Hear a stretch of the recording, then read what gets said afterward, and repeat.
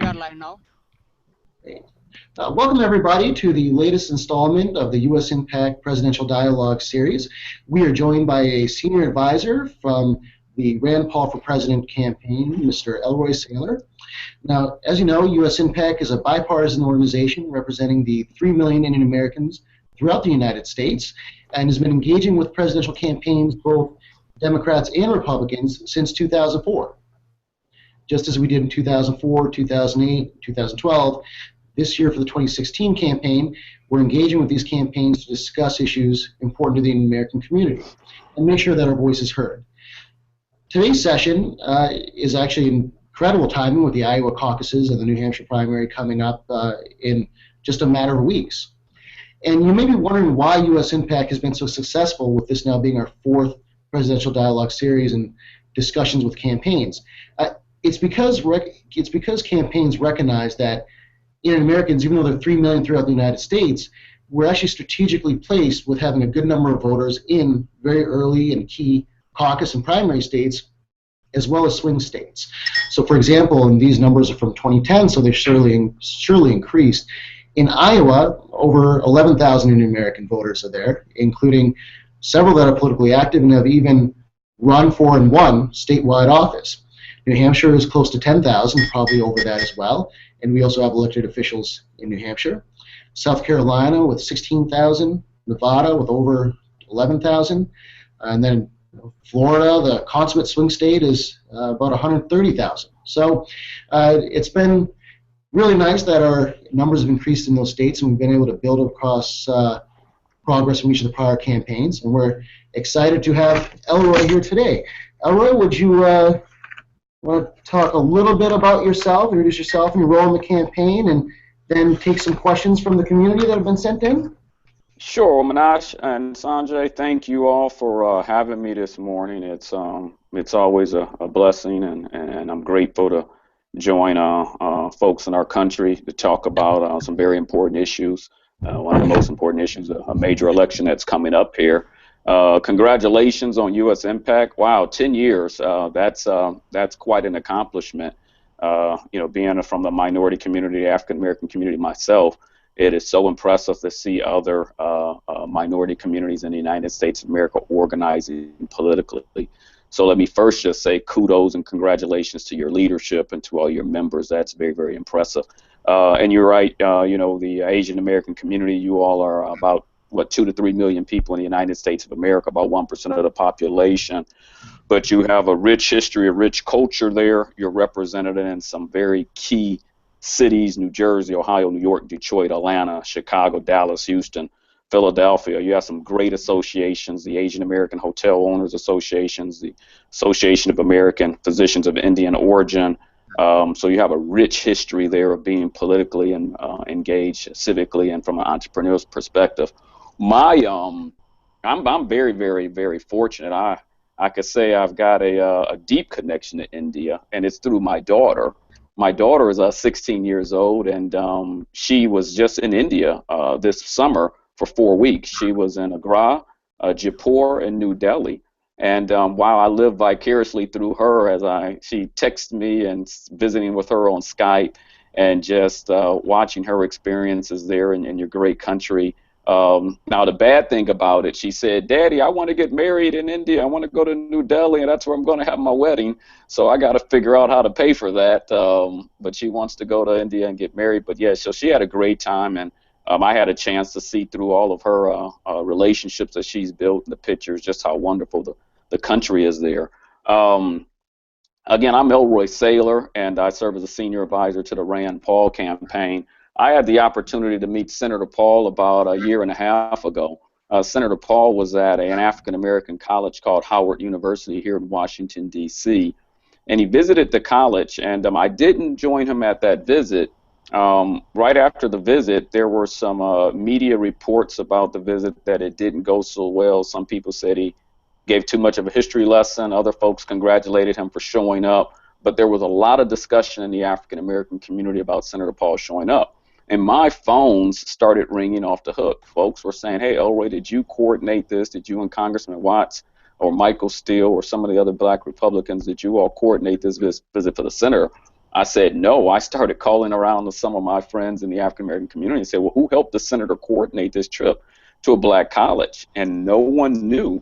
So a few days later, we went by to visit with the senator, myself and Congressman J.C. Watts, a Republican from Oklahoma. And we sat down with him and fellowshipped and dialogued with him for about an hour and a half. And I tell you, Manesh and Sanjay, after that meeting, I was sold. Here's a guy that talked about liberty for all, regardless of your skin color, red, black, white, red, yellow, or brown. He talked about opportunity for all. He talked about justice for all. He spoke from his heart.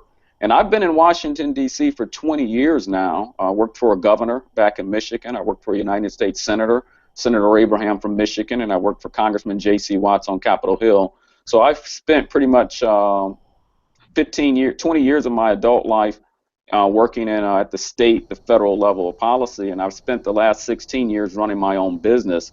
Got 2 John Deere dealerships with Congressman J.C. Watts down in Texas, and we have a consulting shop here in Washington, D.C., and I've been very, very blessed to have a wife that I met when I was 16 years old, and we have 2 lovely kids, Alamni DeJay Saylor and E. Claiborne Prescott Saylor. So I'm encouraged about the campaign. I'm glad to be a part of the campaign. I would like to spend more time, listening to or hearing from you some of the questions so I can respond more directly. So I believe the good Lord gave you 2 ears and 1 mouth for a reason. So let me be quiet for a minute and listen to your questions. But thank you for having me again. I appreciate it. Well, our pleasure. Thanks for joining us. Our first question is, so again, all of our questions came in from the Indian American community throughout the country. And our first question is from Sanjay Puri, who's actually the chairman of USINPAC and the founder of USINPAC over a decade ago. And he's based in Washington, D.C. Sanjay? Pleasure to have you, and you have a great story of your engagement with Senator Paul. This is a question that comes in from Silicon Valley. There's a large Indian American community in Silicon Valley, and they really are interested in knowing what is the Senator Paul's vision for the new economy, for an economy, as you know, that is getting disrupted with technology, or just an overall view of Senator Paul's on the economy. It would be good to hear, Elroy, your perspective on that.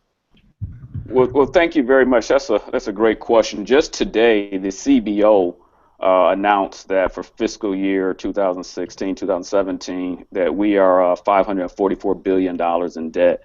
That's $130 billion more than we expected. That makes us $18 trillion in debt here in the United States, which means that we've added about $10 trillion in new debt. Our labor force participation rate is at a 40-year low. Wage growth has remained stagnant. And real household income for average people, like the folks on this conference here, has decreased by 7%. We've got waste, fraud, and abuse that it's too much of it in our government. There's enough blame on both sides of the aisle. A lot of folks talk about the right wing, and a lot of folks talk about the left wing.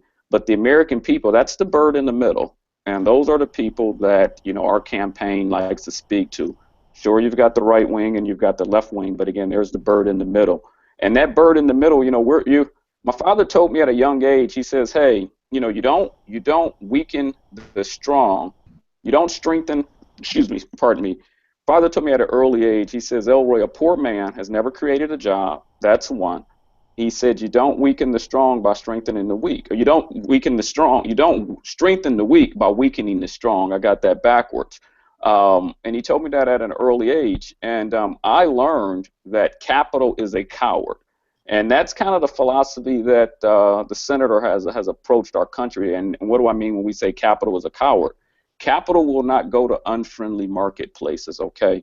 If you've got a tax code that is repressive, if you have a tax code that stifles small businesses, if you have a tax code that does not allow for ingenuity and creativity, if you have rules and regulation that stifle growth and opportunity, capital will not flow to friendly markets.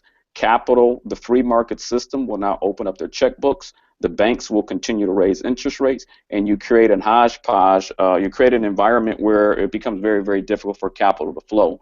And without capital, in most minority communities, small businesses are our big businesses. So, the senator recognizes, what it's going to take to bring America back to its greatness. There was a time, back in the 70s and the 80s, in particular in the African American community, but I would suspect most minority communities, where we had small business growth. There was a time in the 50s and the 60s when many minorities were kind of shut out of the mainstream procurement process. So we had to depend on minorities across the board, had to depend on small businesses, whether it's in the agricultural sector, whether it's in the technology sector, the service sector. So small businesses are big business in America, in particular for the minority community. And when you talk about small businesses or large businesses, you talk about an America that has a 35 to 40% tax rate, and that's just stifling. It crushes small businesses and it crushes our ability to grow. So the senator has introduced a couple of things. One, he says, well, how do we deal with this problem of allowing capital to flow? How do we recognize that capital is a coward? What do we do since capital is afraid of unfriendly markets? Well, we have to create a friendly marketplace in America. And one of the things we're going to do is, God willing, Rand Paul becomes the next president of the United States. We're going to reduce that tax rate down to about 14.5%. That would be equally applied to personal income, wages, salaries, dividends, capital gains, rents, and interest. For a family that makes $50,000, or family of four that makes $50,000 or less, they would not be taxed. For low-income working families, we would keep the earned income tax credit in place.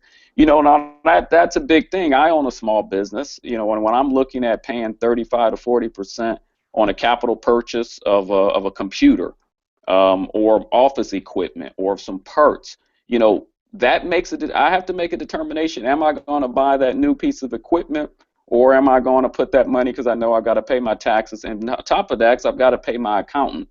But if you could free up the capital for small businesses, and I speak as a small businessman, and if you look at expensing, sometimes it's a very complicated system on depreciations. But if that tax could be levied on the front end at a 14% rate, that would allow me to do a lot more in my business. And I suspect most of your members that are business owners can appreciate and understand what I'm talking about. So, our tax plan is pretty comprehensive. We're excited about it.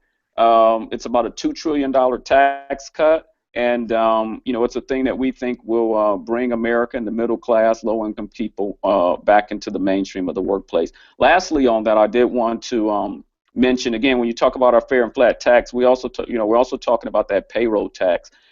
When that individual, if he works at Walmart, if he works at Deloitte and Touche, works at Ford Motor Company or Juniper or Cisco, that payroll tax, that money is taken out before that family ever sees it. So, as the man of the household, or if you're married, you've got a wife and she works, if you've got a two-income tax household, that payroll tax, you'll never see a penny of that. So that's one thing that we want to do, is get rid of that payroll tax outright, so that these families can have a little bit more money in their pocket. We were, when I worked on Capitol Hill, we were talking about reducing taxes, and you had folks saying, oh, well, a $400 tax credit, taxes cut's not going to be enough, or $600 tax cut not going to be enough. And what we said is, hey, look, take $600 and go to Walmart, and you can fill up at Walmart or Costco's or Target. $600, that gets you a lot of diapers for some mother and father. That gets you a lot of books for kids. That gets you a lot of bills paid, a car note paid. That gets a lot of food on the table. So when we think about America, again, we try to approach it from a practical perspective, not at this 300,000-foot level where most Americans don't even understand what we're talking about. So those are just some things, and that's the senator's approach to our free market system as it relates to encouraging growth, encouraging job creation. Hope that's not too long of an answer. No, that was great. That was, I think our members are really going to like that. That's very informative, and kind of shifting from a business question, we're going to go to Dolly Kapoor, who's actually on the board of directors for a Chamber of Commerce, an Indian Chamber of Commerce that's based in Nevada, another key early state. Dolly? Hi, thanks, Manish. Elroy, great meeting you and get to know about you and your lovely daughter. And I'm sure when you meet Sanjay, he will be able to hook you up with the right people in India to get your the marriage expense is low. So, having Well, said that, I appreciate that. Thank you. having said that, Erwin, we meet a lot of physicians, and in fact, you had the opportunity to meet one of the best, Dr. Sampath Shivangi, you mentioned earlier. And when in Vegas, of course, there is a lot of physicians, and U.S. has about 10% of the physician population, Indian American physician population here.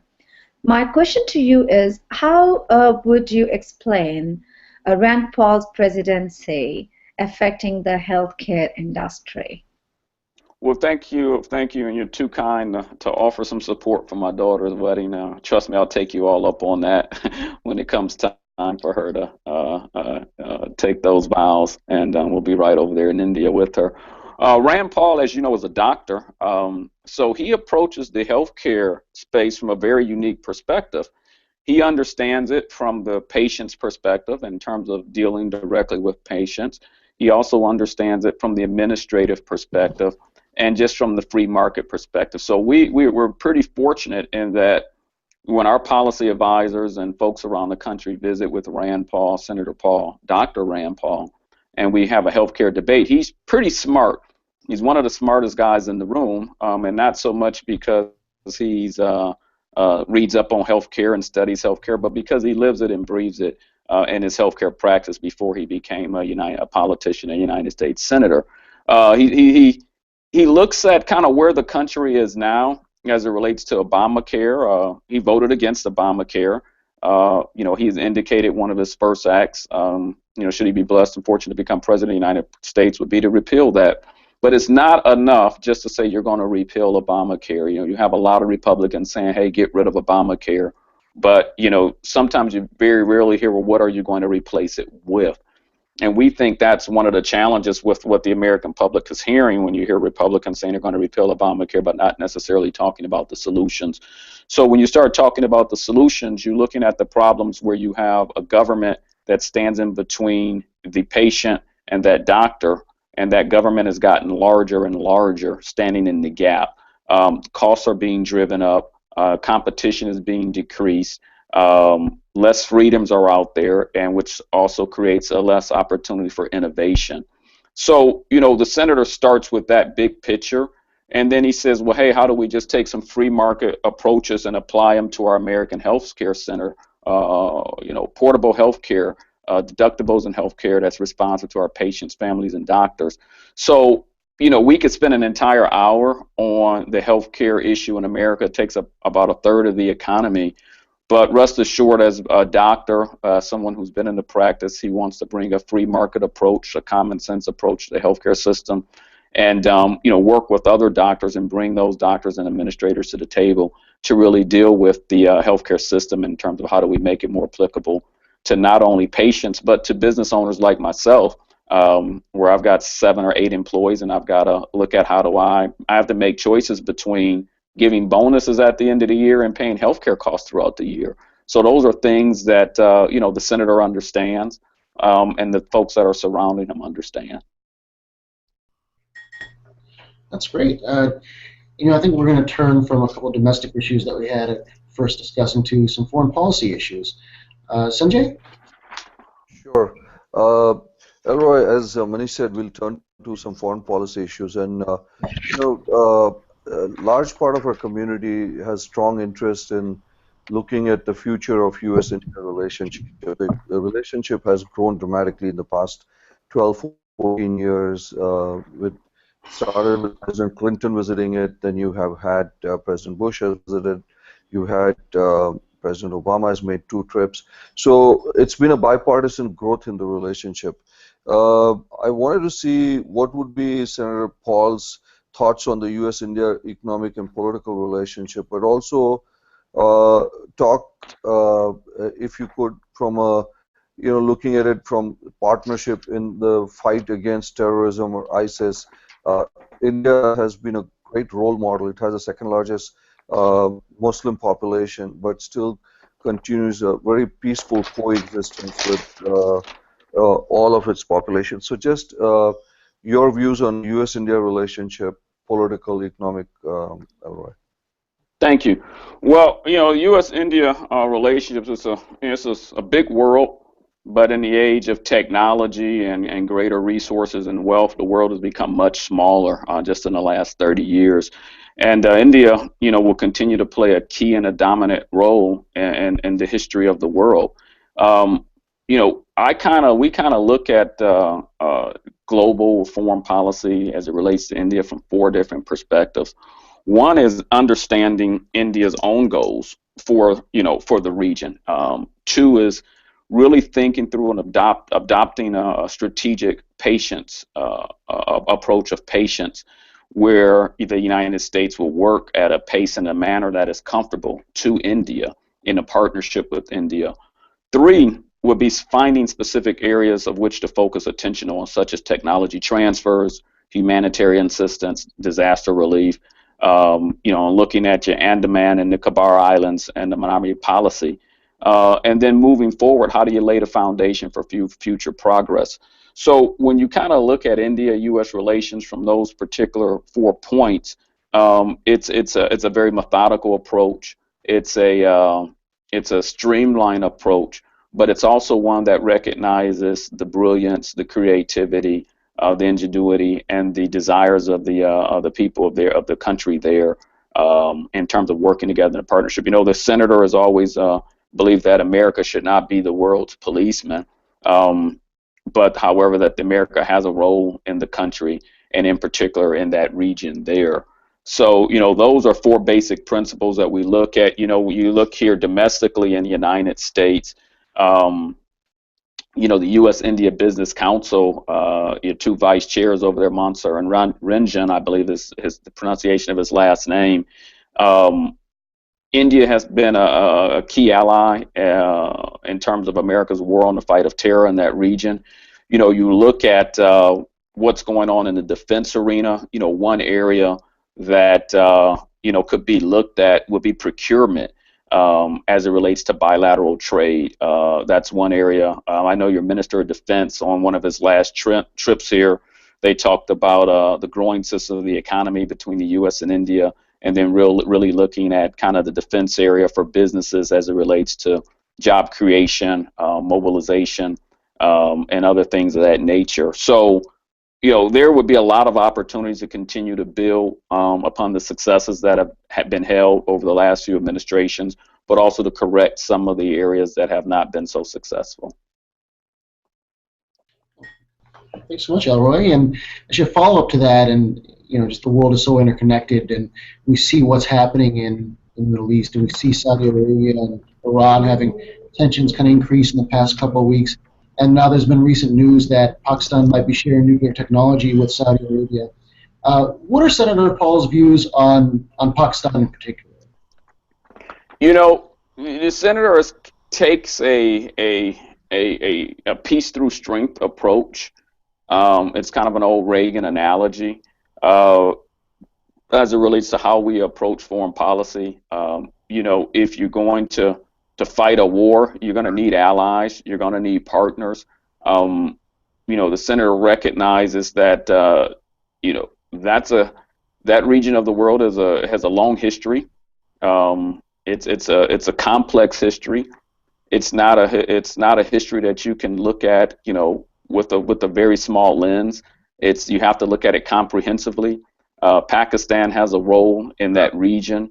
And, the senator's approach clearly, again, being a doctor, I think he resorts back to kind of his foundation as it relates to foreign policy. And when a patient goes into a hospital, the doctor's job is, he doesn't immediately start operating on that patient, nor does he immediately start prescribing medicines or prescriptions. You want that type of doctor that's going to sit down with you and take a few minutes and get an understanding of, first of all, what are your problems? And then second of all, well, what led to these problems? So, you think of a doctor who's sitting in the White House as President of the United States and takes that approach to foreign policy with our allies and with folks that are not allies. Again, it's a scenario where you don't shoot and then aim second. It's a scenario where you aim first and then shoot second. And when I say aim and shoot, I don't only mean from a military perspective. It's a policy perspective. It's an economic perspective. It's a humanitarian perspective. Thank you. Now moving on to an economic question. What are your thoughts, and this comes from a pharmaceutical and financial executive that's a member of USINPAC, and he had asked, what are your thoughts on promoting pharmaceutical innovation and research and development within the United States so that, among other benefits, pharmaceutical companies may stay away from taking advantage of tax inversion, similar types of policies where a company shifts its headquarters to a foreign country that may have more favorable corporate tax structure than the U.S., and not just specific to the pharmaceutical industry, but just generally. Sure. The senator, I accompanied the senator to speak to the Business Roundtable back in June of or midsummer of last year. And as you are maybe familiar, the Business Roundtable was headed up by Governor John Engler, which happens to be my old boss. So it was good to go visit and see the old governor there. I spent 12 years working with him. He's now the chairman of the Business Roundtable. And the senator spoke to that group of CEOs. That's a makeup of, I guess, a myriad of your Fortune 500, Fortune 1000 CEOs. And that's a great question, because that was a question there from many of the pharmaceutical executives that were in the room, as well as folks in the tech sector, the agricultural sector, and so on. But one of the first things the senator talked about in that speech to the Business Roundtable in the room of CEOs was creating that, looking at the tax rate. Again, as I spoke earlier in my first question, we've got one of the highest tax rates on the planet here. So reducing that tax rate to allow businesses to keep a little bit more of what they earn so that they can reinvest that. Hopefully you have business leaders that do the right thing and give away some nice bonuses at the end of the year, and not just to the C-level persons, but the folks that are working out there on the front lines of these companies. One of the second things the senator talked about was creating a scenario where the companies that are already overseas, we create some kind of incentive, some type of policy where these companies can bring back their monies home. A lot of companies are leaving the United States shores and heading overseas because of our repressive and regressive tax system, and they're already there. So we want to maybe try to get some of those companies back immediately in the first X number of days, and you do that by doing some tweaks to the tax structure and allowing them to bring that money home with less consequences there. Thirdly is innovation and technology. I was with the senator, and we were in Highland Park, Michigan, which is a very small community, very low income, poverty community. Unemployment was probably 23, maybe higher than that percent. It's predominantly African American community. And we drove by a school that was closed down. It was the high school there. And the senator asked the mayor, who was a Democrat mayor, I may add. So the senator is walking through the streets of Highland Park with a Democrat mayor. And as you all know, Highland Park was home to Ford Motor Companies, where the first Model T Ford was rolled off. So you think of that rich history in terms of a city that was the envy of the world, that produced the first Model T Ford that's now got unemployment in double digits. You think about those companies that have left, as you mentioned specifically the pharmaceutical companies, but I'm talking in general here now. And the senator talked about the technology issue, whether it's for an automotive industry or whether it's for the pharmaceutical industry, the agriculture industry. We have a lot of bright minds in this country, a lot of brilliant minds out in the West Coast. And he talked about why couldn't we have an educational system where if you've got a great teacher in California, or you have a great person who works at a Pfizer or Merck, and you have some student who's interested in going into the pharmaceutical industry, why couldn't we create, with the technology that we have in this country, the ability for students to learn online? Why do we have to close down schools because of infrastructure challenges when you can do a lot of this stuff virtual? I mean, we're having a conference call right now virtual, and I'm sitting here in my home office. So technology should be a key as we begin to think through America sustaining and continuing to sustain its greatness. Great. Actually, following up on your education comments, Indian Americans, as you know, place a strong emphasis on education. And could you discuss immigration policies under a Rand Paul presidency? And it's very interesting you commented about the technological aspect. Did you say immigration or education? Education. Oh, education. So, education is interesting. I've got to do some radio here later today, and I wanted to I don't know if your folks could see this, but here's a chart that I was looking at, and it was pretty fascinating here. So you see the yellow dots there, and then you see the blue dots. The yellow dots stop at about $10,000, and those are for all of the states in the country. And then you see all the blue dots there.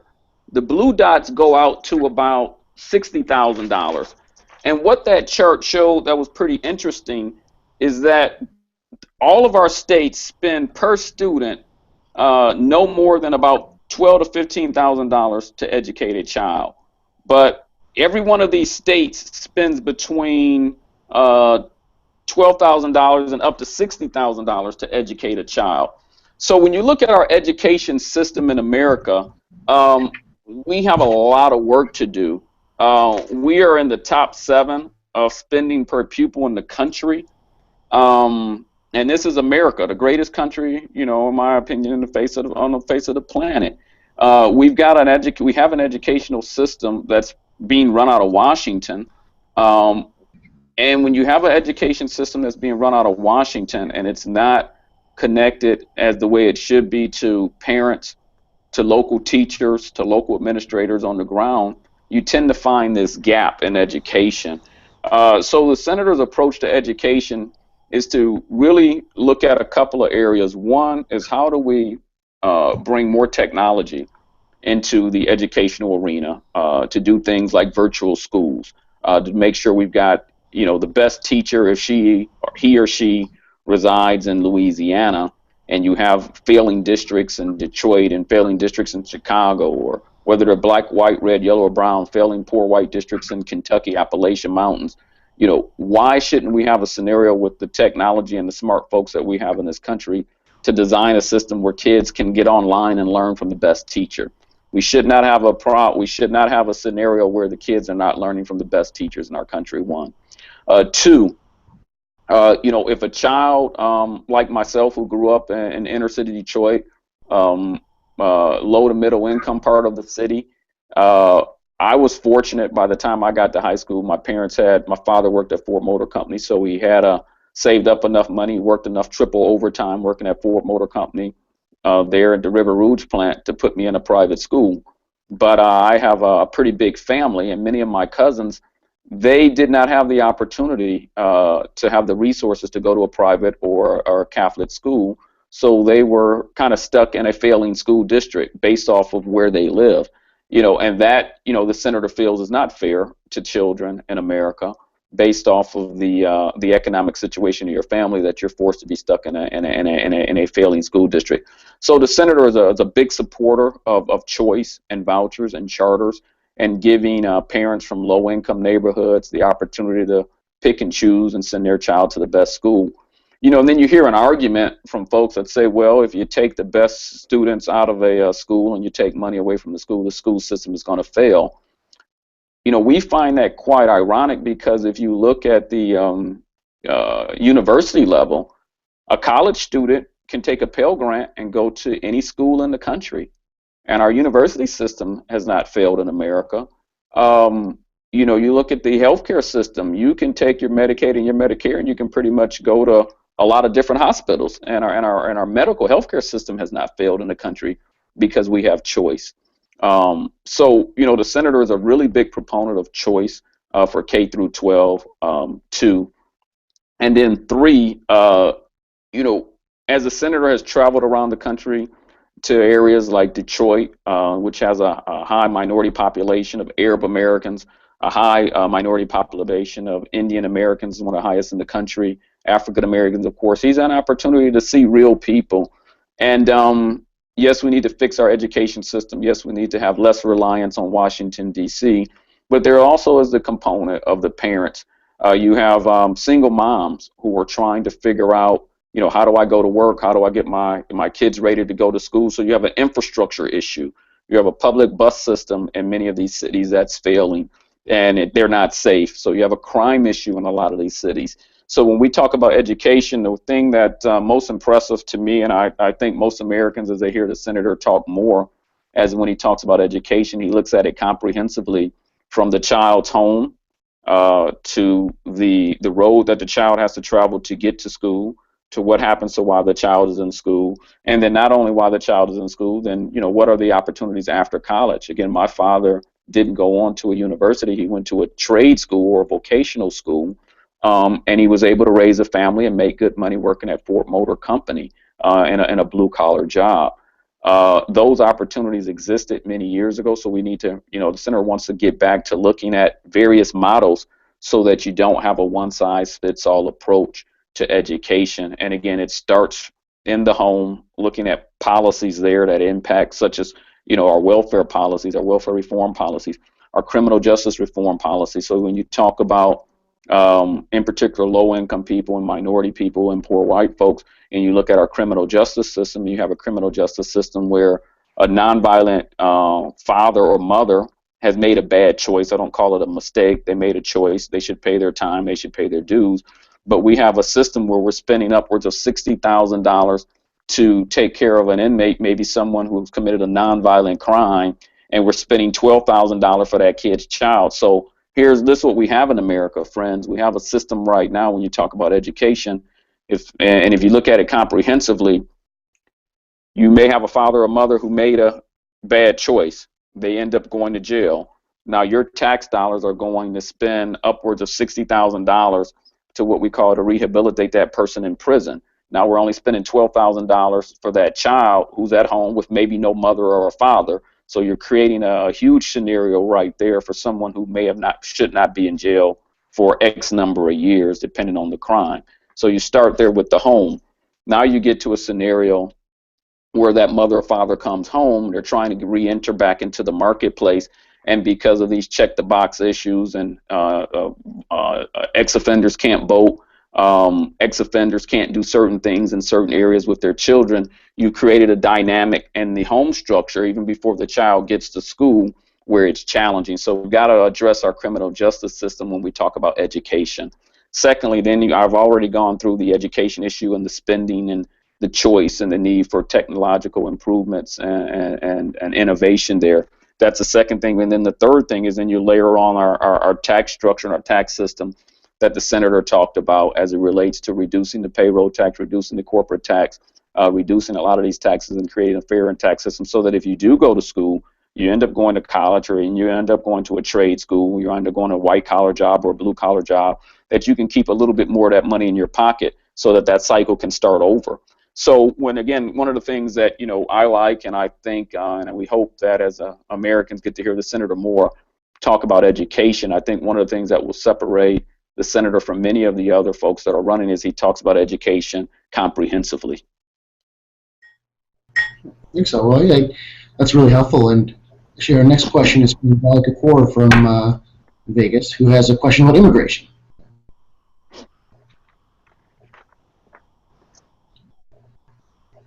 Dolly? What she was going to ask is that Indian Americans are an immigrant community, and we want you to discuss immigration policies under a Rand Paul presidency. So America is strong because it's a melting pot.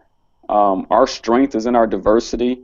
When we travel around the country, one of the things that we like to talk about, and one of the things that in particular, you hear on the campaign from various surrogates saying is, if we're in a room, we'll ask the folks to stand up and say, well, raise your hand, Manesh, if you decided that you were going to be Indian American. I'll say, well, J.C. Watts, raise your hand if you decided that you were going to be an African American.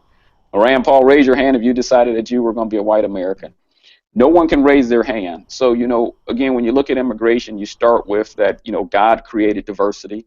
And, our opinion, if diversity is good enough for God, then by golly, it should be good enough for America and the President of the United States to enjoy and celebrate and recognize that our diversity is what makes us strong. Our diversity is a gift from God, because not one of us, not 330 plus million Americans, not one of us determined the origin of our race, or the destination of our race. So that's, again, a gift from God. Now, when you talk about America and you talk about diversity, we are one of the things that separates us from many nations. One of the things that has allowed us to grow and become strong and a caring country is we have a government, and you have to have borders.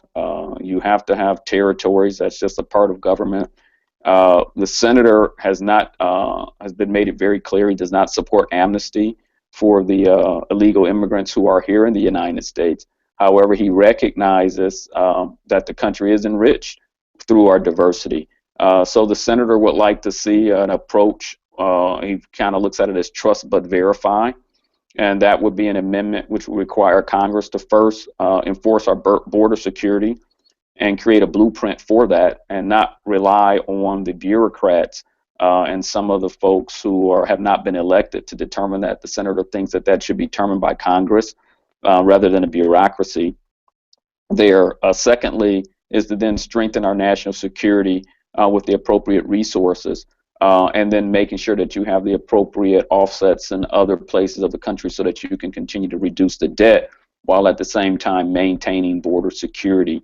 And then thirdly, on the immigration process, the senator is supportive of looking at a scenario where we understand who's coming into the country first before we have a wholesale entry into the country. So putting some pressure on a trust but verify approach. Well, thank you. And actually, we have, I think we've had very specific questions about different issues, and I want to give you a chance to talk in more general terms. Dolly, would you like to ask the next question? Sure. Can you guys hear me now? Yes, we sure can. Okay, great. Okay. So I wanted to ask you, thanks for explaining education policy and immigrant policy. How would you differentiate Rand Paul presidency with any of the other presidential candidates? That's a very good question, Dolly, and thank you for asking that. I like to start with the individual. I've spent the last year and a half, almost 2 years now, with Rand Paul traveling the country, and I don't take lightly the relationship that I've built with him.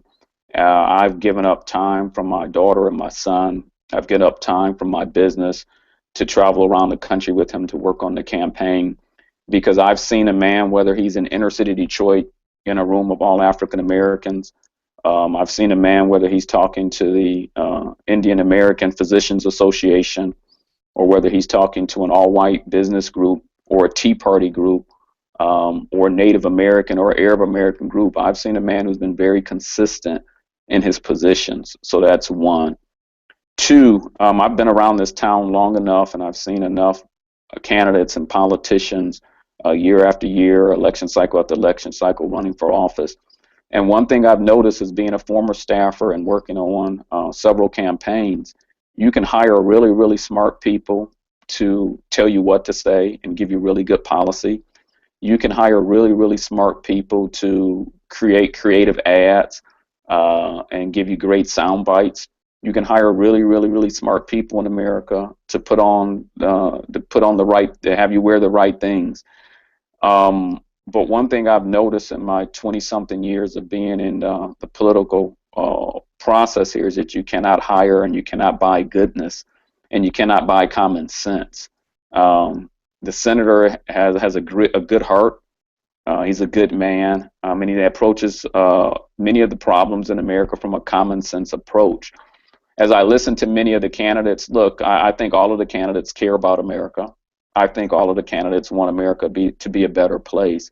But again, one of the things that has attracted me to Senator Rand Paul is the goodness that I've come to see in his heart. So I think, and I can't speak to the goodness in anyone else's heart, but I can speak to the goodness that I've seen in his heart. I can speak to the consistency when he's in inner city Detroit, or when he's in a room with Indian Americans, or when he's in a room with Tea Party business leaders. I can speak to a consistency. He goes to Iowa and he talks about criminal justice reform. He talks about criminal justice reform in Detroit. He goes to Ferguson and he talks about reducing the corporate tax rate. And he goes to New Hampshire and he talks about reducing the corporate tax rate. So again, I think one of the things that I can only speak to his strength versus the differences with everyone else. Those are some of the things that I hope the American people begin to see as a strong suit of Senator Rand Paul.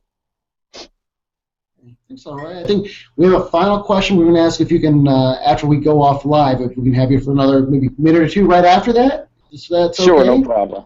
No So problem. actually, the final question has actually been, we've been getting responses during this of people wanting to know more information about the campaign, how they can find more information both about his policy issues and how to get involved in the campaign as well. Because one thing that USINPAC has been able to do for several of the past election cycles is to help young people get active in campaigns, volunteering for them, helping them in any way they can. So how would they go about doing that with the Rand Paul campaign?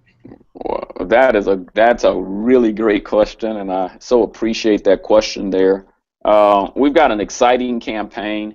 Let me answer that question, but I want to just take 2 steps back first and talk about the campaign where we are for a second. So in 2008, 2012, we had a polling scenario. I was just looking at some of these poll numbers here. Let me see if I can pull them up.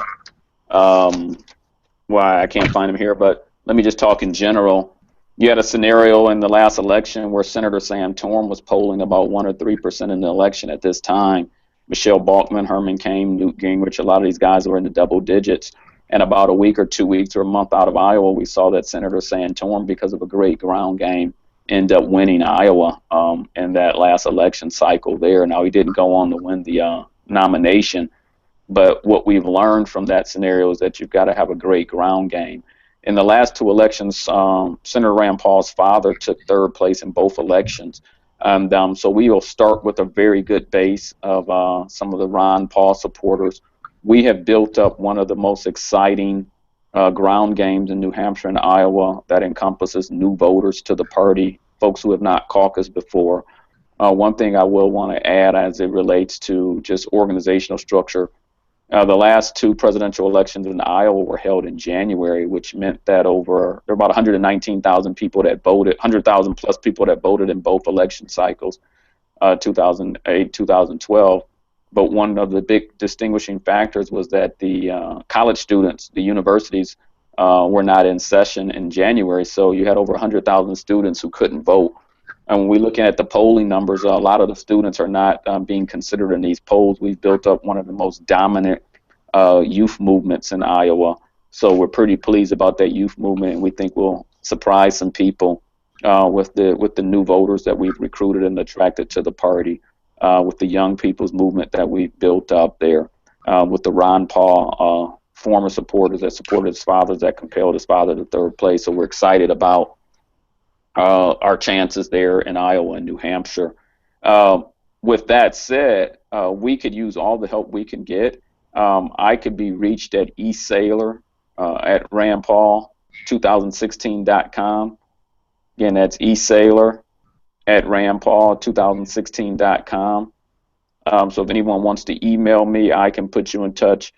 Even if you can't be in Iowa over the next 2 weeks, we have a phone from home program where you can sit in the comfort of your home and your lazy boy and watch your favorite team play this weekend or next weekend and participate by calling in. They have opportunities for folks to go to Iowa or New Hampshire and work on the ground, where the campaign is coordinating that, so there's opportunities there.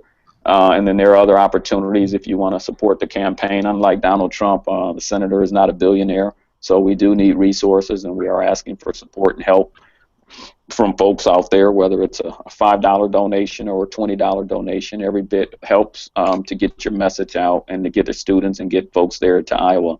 So, and then you can also go to Rand Paul, the website, just Rand Paul, www.randpaul.com, and you can go on the website and look at activities. But again, if there's something very particular, I would love to work with USINPAC over the next 2 weeks or over the duration of the campaign. It may be easier, Manesh, to have folks contact you directly, and then that way we can coordinate it. So, campaigns are moving 100 miles a minute. I would hate for someone to make a call and not get called back, or someone to email and have your email drop. So maybe what I would recommend is that we create some sort of flowing system and an ability, not where USINPAC is endorsing Rand Paul campaign, because you guys, I don't believe you guys can endorse, but we wouldn't mind working with you to say, well, hey, if you've got folks in your organization that want to support Paul, we can connect them directly. So those are two ways. I either have them contact you, send their information to you, and you forward it on to me to make sure we get it, or they can email me directly. Perfect. Well, thanks so much. I think, so again, if we can have you hang on after we go off live, but we'll go to Sanjay for some closing remarks. Thank you, Manish, and thank you, Roy. That was very, very good. Really appreciate, the dialogue. Uh, it's uh, it's a great idea to hear about some of the vision for Senator Paul uh, in terms of foreign relations, in terms of the economy, in terms of healthcare, in terms of his views of youth, prison reform, all those things which are going to be really relevant because we are sitting at a time where the United States, as you said, it's the greatest nation in the world, and I completely believe in that. But the question is, are we going to leave it as great for the next generation, for our children or their children ahead? And I think that's the things that you are talking about. So really appreciate it. And on behalf of the 3 million Indian Americans who are dialing in or listening or have interest, at least some of them who are interested, this is a good message for them to take back. Thanks, Manish.